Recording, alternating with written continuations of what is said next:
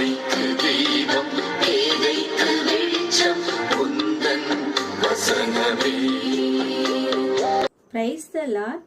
இன்றைய நாள் தியானத்திற்காக 1 சாமுவேல் 2 அதிகாரம் 8 அவர் சிறியவனை புழுதிலிருந்து எடுத்து எளியவனை குப்பையிலிருந்து உயர்த்துகிறார். அவர்களை பிரபுக்களோட உட்காரவும் மகிமையுள்ள சிங்காசனத்தை சுதந்தரிக்கவும் பண்ணுகிறார்.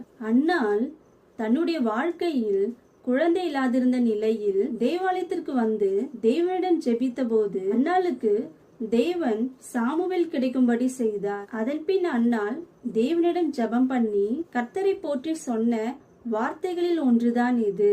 அவள் தனது வாழ்வின் அனுபவத்திலிருந்து சொன்னது.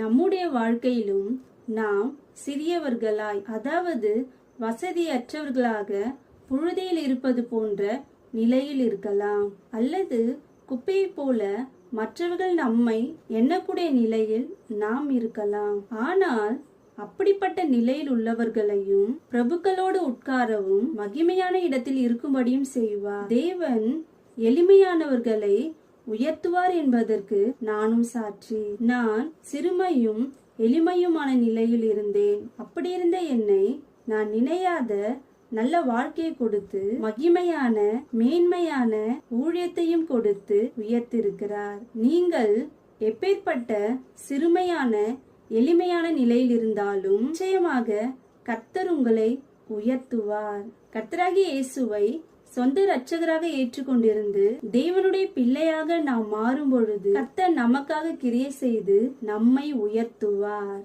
ஆமென். ஜீவனுள்ளது உந்தன் அருள்வாக்கு